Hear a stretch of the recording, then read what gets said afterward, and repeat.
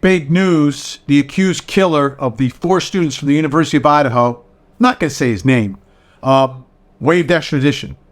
So he will be brought back to Idaho, to the Lady County Jail, and that's where he will sit and wait and wait and wait until that trial. Now, I'm Vinny Politan, lead anchor, Court TV. Obviously, we are covering this story in depth each and every night on my program, 8 o'clock, Monday through Friday. Thanks for downloading. Thanks for following. Please subscribe so you get all of my updates. But this is the way I want to look at this case.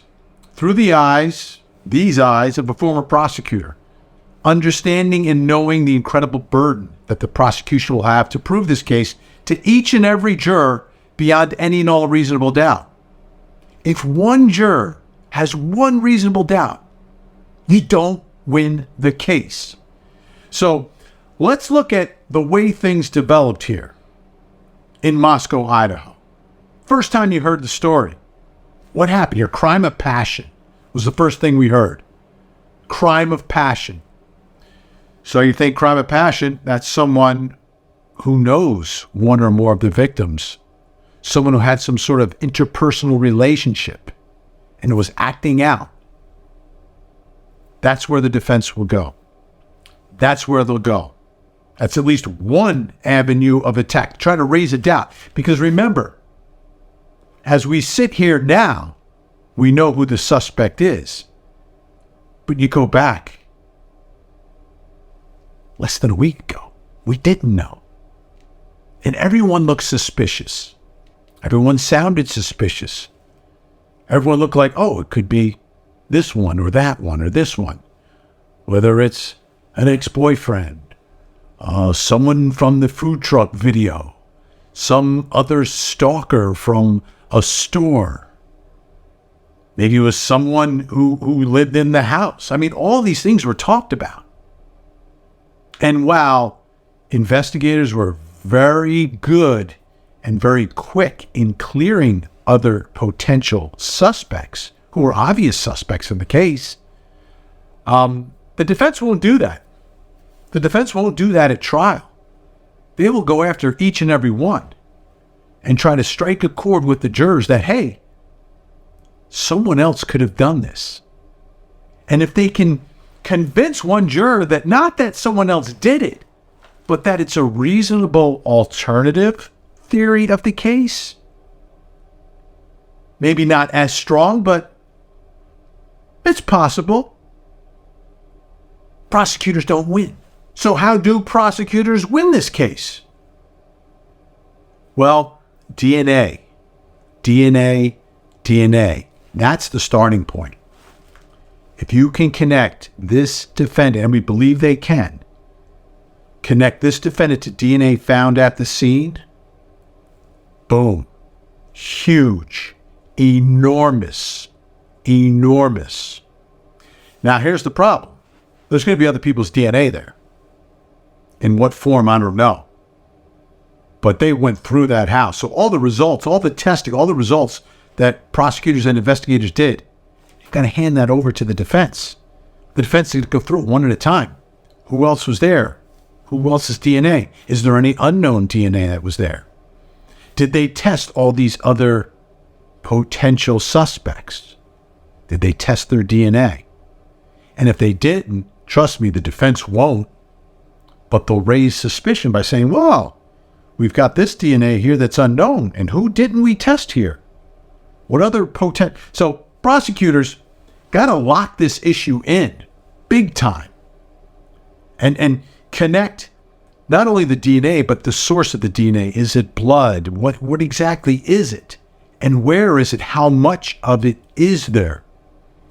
You put those pieces together and you tie it definitively to the defendant's DNA. That's step one. Okay, that's step one.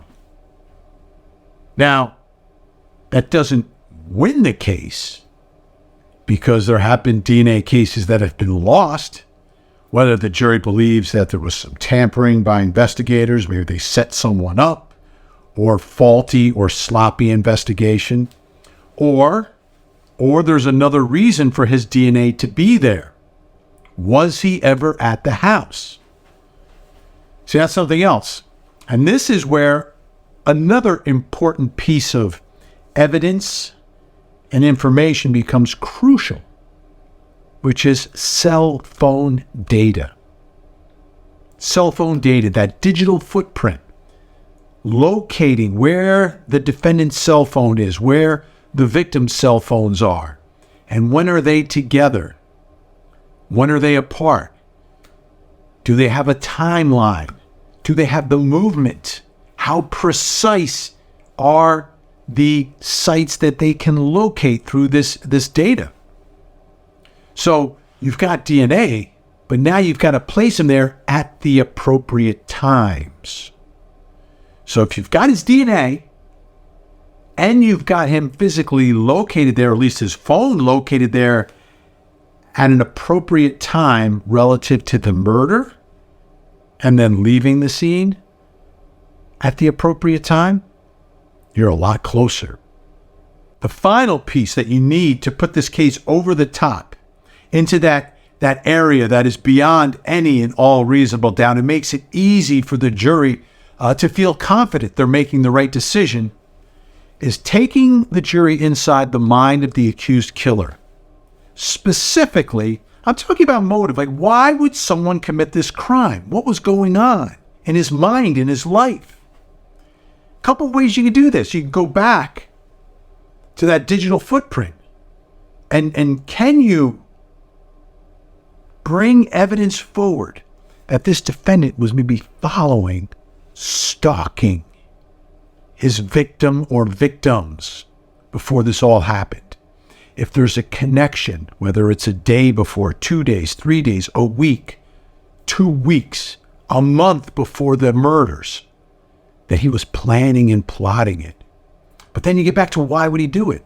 You dive into his life, what he's been studying for all these years.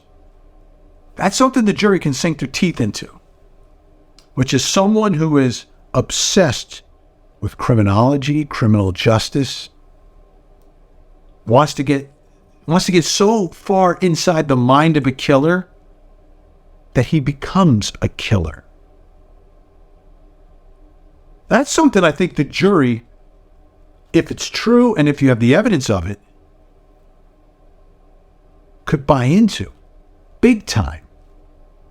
Because if he doesn't have any personal relationship, no real actual connection to the victim he was targeting or victims, then you need some other plausible explanation to put it over the top. Now, you can prove your case and you don't need to provide a motive, but you want the jury to feel comfortable in their decision, confident in their decision, especially if you're going to take it to the next step, which is not only prosecuting him, but attempting to send him to death row. You want this jury to understand this is the guy, this is why he did it. He's dangerous. Absolutely dangerous, and the worst of the worst needs to go.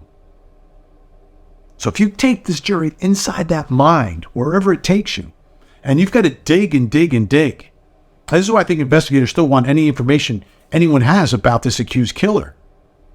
Going back to high school and college, what he's saying, what he's reading, what he's doing.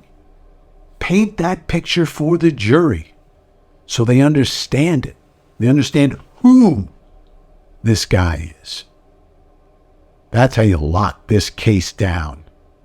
Lock it down. DNA. Put him at the scene. Digital footprint. Put him at the scene at the time of the murder. And 3, finally, tell this jury the story of who this killer is and why he would take the lives of these 4 innocent students. I'm Benny Politan. Again, please subscribe, hit the follow button so you get all my updates, all my insight, and don't forget to watch me every night, 8 to 10 on Court TV, your front row seat to justice.